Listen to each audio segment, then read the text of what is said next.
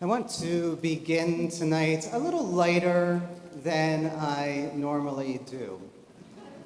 I look back over the years, and every one of my Kol Nidre sermons begins with a very serious line. Literally every single one.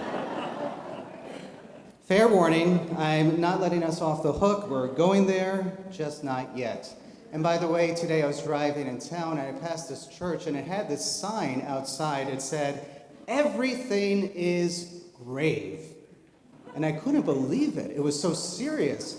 But then when I got a little closer, I realized everything is grace. And I realized I need better glasses. One might think, when would be a time for a thoughtful look at where we are as a people in a country, if not tonight? But I have a sense, as we enter 5783, that we are tired of heaviness. We are weary. We are in need of comfort. Our patience for self-improvement is worn a bit thin. Our zeal for saving the world is just a tad tarnished. We just want to be, or we don't even know what we want. Life has been a series of triaging and negotiating decisions, dealing with the pandemic as if we were each an epidemiologist, cleaning crew, judge, and jury, all wrapped into one. And there I go again. I've gotten a little serious. All right, I'll tell a joke.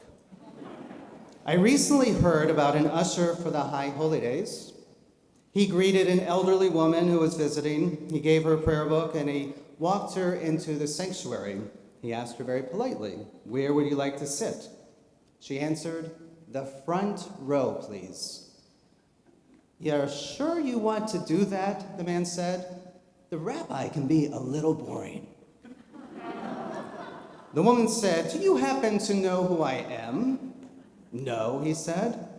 "I'm the rabbi's mother," she replied indignantly. "Oh, do you know who I am?" "No." "Good," and he walked away.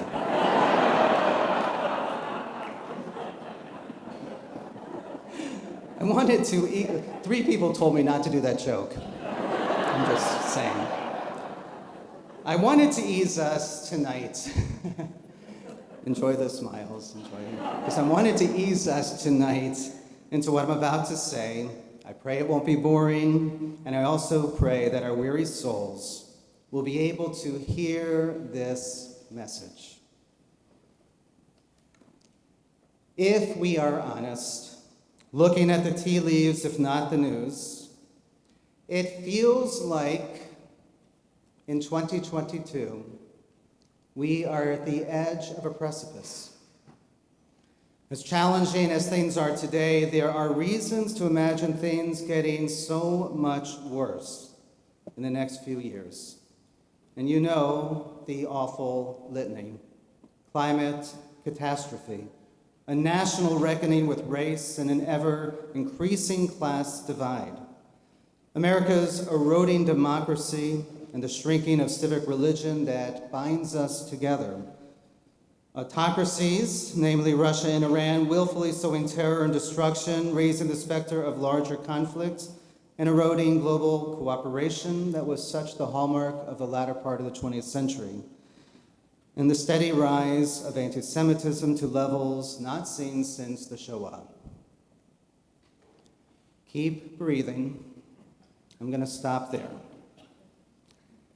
I am an optimist by nature. And even I have to work on cultivating hope. I feel obligated to say that we tonight, in this year, cannot be naive. In the cycles of history, the world today is getting more dangerous. Tonight is not about how to address any of these forces of change that are greater than us. It is about how we create a personal practice of resilience and lean on the resources of our tradition. And tonight is the appropriate night to stare starkly at reality. If Rosh Hashanah is Hayom Harat Olam, The day of the world's birth, as I used to say without qualification. Yom Kippur, 10 days later, is the day of rehearsing our death. When all of the Torah scrolls were removed from the ark to begin Kol Nidre, we were meant to see that empty ark as waiting for us. The Hebrew word aron means both ark and casket. We look unblinking at that emptiness, which is recognizing our mortality, so that we can make the shifts in our behaviors and perspective to make our lives as worthwhile and whole as possible. Abigail Pogrebin, in her book And Our Community Read My Jewish Year, wrote, "In previous years, I hadn't grasped what Yom Kippur entailed, besides a whole bunch of apologies. I put in my hours in synagogue thinking, all right, this is sufficient. I'm here, I'm listening, I'm reciting, I'm starving, Dayenu." She then learns that the true metaphor of Yom Kippur is about mortality and that the real work is much harder than just showing up, and she concludes, this new Yom Kippur mindset, you could die, so live better, keeps blessings in high relief. So what are the ways to live better? The shifts of perspective and behavior that can help us stay hopeful, even gazing upon the stark landscape that I've painted. I want to offer tonight 5 paths. Path 1, trust in the future. 2, hold on to a moral compass. 3, don't give in to easy answers. 4, lighten up. 5, pray for safety. Path 1, trust in the future. A teaching by Rabbi Ed Feinstein. I learned my theology from rabbis and professors, but I learned more from my children. When my daughter was small, we had a bedtime ritual. Each night I tucked her in, sang prayers, shared a hug, attempted to sneak out of the room, and in a moment she began to scream. "Abba, there's an alligator under the bed, a monster in the closet, a giant spider on the ceiling." I walked back into the room and looked under the bed. No alligator. I checked the closet. No monsters. I surveyed the ceiling. No spiders. Now go to sleep. Tomorrow is coming. Everything is safe. Good night. We did this dance for an entire year until one night I stopped and asked myself, who is right? Whose description of the world is factually correct? The child afraid of alligators under the bed? Or the father who reassures her that tomorrow is surely coming? The child is correct. She doesn't know the names of the alligators under the bed. We know. We grown-ups know all about the violence and evil that surrounds us, yet we still teach our children to trust. All loving parents do this. Even the most hard-boiled atheist whispers to the child, tomorrow is coming. You're safe tonight. Go to sleep. Kids make us all believers. This is the deep spirituality of parenting. And we all need this, a sense of trust that we are safe tonight and can go to sleep. It is not all up to us, and our worries will not help. As Nachman of Bratslav taught, the whole world is a narrow bridge. Kol ha'olam kolo gesher tsar ma'od. The principal thing is, as he wrote originally, do not be overly afraid. Don't freak yourself out. Don't be more afraid than is warranted. After all, if you are on a narrow bridge, it is appropriate to be a little bit afraid. That is a natural reaction. The principal thing is to be balanced and not react in such a way that won't allow you to keep on walking. That is bitachon, trust. to be on the narrow bridge and believe you will get to the other side, to sleep well through the night, despite the alligators under the bed. Path 2, use your moral compass, but be flexible. I learned this message from Steven Spielberg's movie, Lincoln. There is a scene where the 16th president reflects on a lesson he learned while working as a surveyor. A compass, Lincoln says, will point you true north from where you're standing, but it's got no advice about the swamps and the deserts and the chasms that you'll encounter along the way. If in pursuit of your destination you plunge ahead, heedless of obstacles, you will achieve nothing more than to sink in a swamp. Then what's the use of knowing true north? Judaism gives us a true north, values and teachings that give us purpose. We are all created in God's image. We were redeemed from Egypt. We will therefore not oppress the stranger in our midst. We see the world as broken and in need of our partnership in repairing it. This moral compass, however, does not show us how we will get there. The swamps and deserts of policies and laws in the public square and of the day-to-day decisions with family and friends in the private sphere all have pitfalls. All are messier and require negotiation and compromise. The important thing is to keep our moral compass pointing straight north and to do the hard work of navigating all terrains, listening to opposing voices, and then finding the paths forward that address the issues of the day with fierceness but flexibility. Path 3, don't give in to easy answers. After trusting in the future and using our moral compass, path 3 comes at a crossroads and suggests a potential danger. It is also based in history, our Jewish history. We all know that our ancestors faced dark days, indescribable hardships, persecution over the millennia. But knowing is different from feeling. This summer, I read a book about Jews in 18th century Poland. When I ordered it, after reading review, I didn't realize that it was 960 pages. Reading that much gets the heart to feel what the mind already knows. The book is called The Books of Jacob by Polish writer Olga Tokarczuk, who won the Nobel Prize in Literature in 2018 for this book.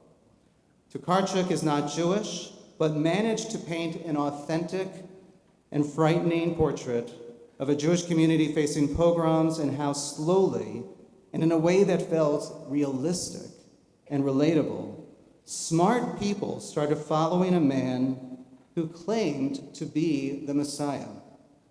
This is all based on the true story of Jacob Frank, who, like his predecessor, the false Messiah, Shabbatai Tzvi, had thousands of followers. For years, I couldn't understand how people could give in to such ludicrous claims. But seeing some parallels between then and today's challenges has helped me to open my eyes. When entire communities suffer, charismatic figures will offer opportunities that may feel good, but they are not based on the true north.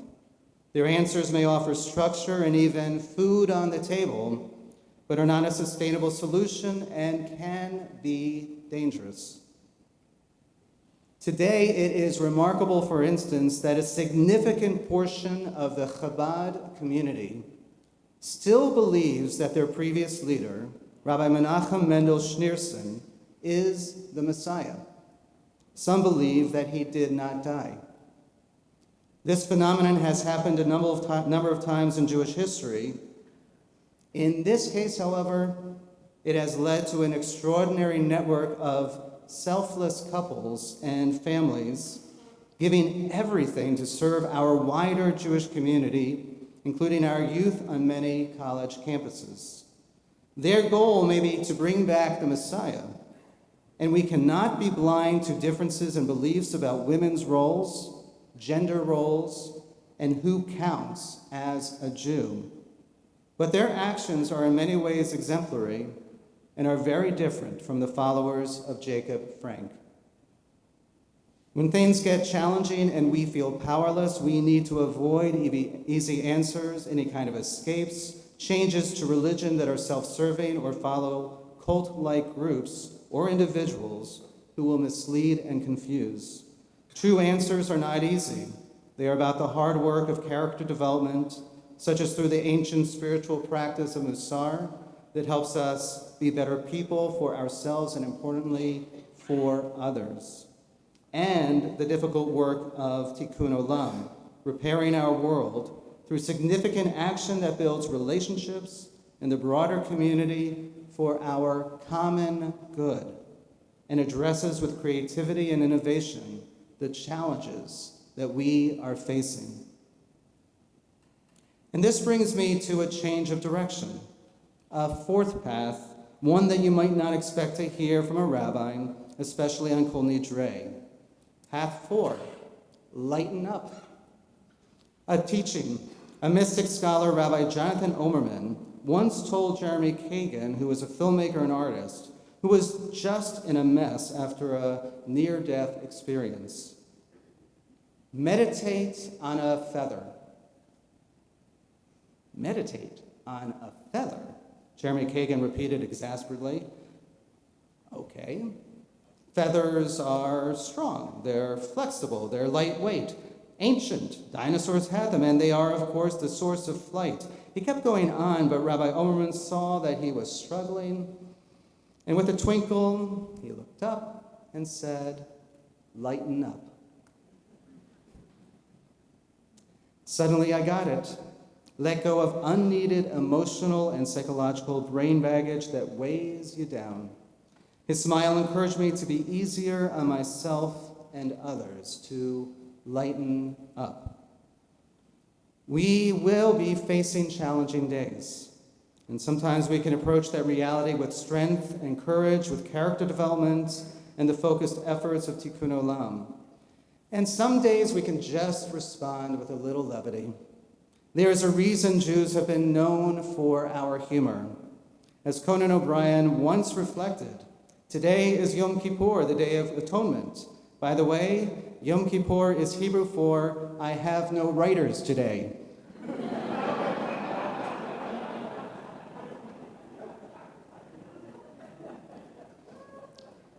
We Jews have been known for our humor and also for our hope. Last year, I focused on this eternal light. The pole of the artwork reminds us of a thread, narrow but strong, which is the basis of the word for hope in Hebrew. Kav means thread, and tikva is hope. As long as there is a thread of possibility, there is reason to hope. Maimonides taught it is holding on to the plausibility of the possible and not the necessity of the probable that gives us hope. It is possible that we will find a way to navigate out of this pandemic. It is possible that scientists, politicians, innovators, and activists will make a significant dent in the climate crisis. It is possible that Putin will be defeated from within Russia, if not from Ukraine. It is possible that young activists in Iran will defy their leaders' awful crackdowns. It is possible that courageous leaders across the globe will thwart the tide of anti-Semitism. Golda Meir said, "Make the most of yourself by fanning the tiny inner sparks of possibility into flames of achievement." There are times we need to escape and lighten up. There are times we need to hold on to the possible and act. As William Stafford put it in his poem, "The way it is." There's a thread you follow. It goes among things that change, but it doesn't change. People wonder what you are pursuing. You have to explain about the thread, but it is hard for others to see. While you hold it, you can't get lost. Tragedies happen, people get hurt or die, and you suffer and get old. Nothing you do can stop time's unfolding, but just don't ever let go of the thread.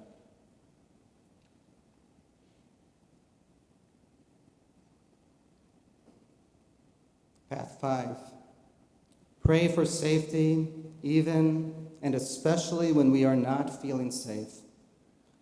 This last path is the path of letting go, not of the thread and not lightening up as an escape, but of the feeling that it is all up to us. It is a return to the first path of trust. If we can hold on to our compass and not give in to easy answers, and have a healthy sense of humor, prayer can truly help. Prayer is music. Prayer is poetry. Prayer is practice. It takes many forms. It is what allows us to breathe and feel comfort and connection. A prayer was added to our prayer book around the 5th century in Babylon, at a time when the nighttime evoked fears of physical attacks that were rampant. The words from that prayer long ago remained throughout the centuries, repeated by many different communities facing different circumstances. Hashkivenu is our extension of the daily redemption prayer. At night, especially at night, we feel far from redemption, and so we beseech. Hashkivenu Adonai Eloheinu l'shalom, v'hamidenu shomreinu l'chaim, ufros aleinu sukat shlomecha. Grant, O God, that we lie down in peace and raise us up, our guardian, to life renewed. Spread over us the shelter of your peace. Guide us with your good counsel. For your name's sake, be our help.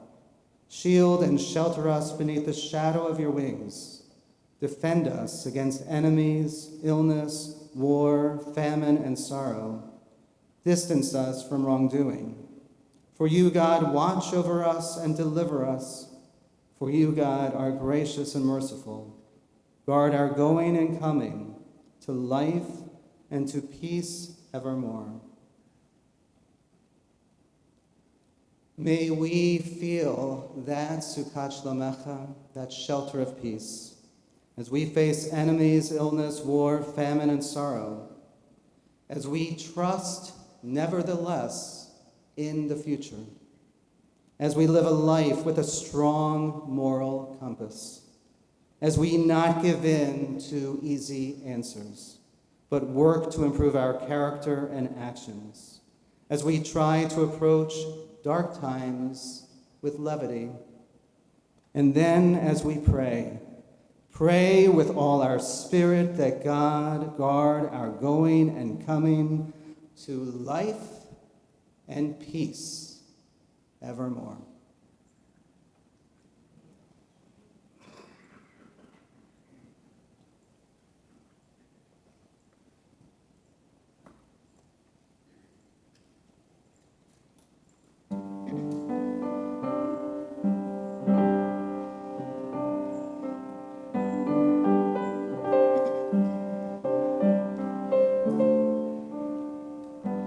Hashkivenu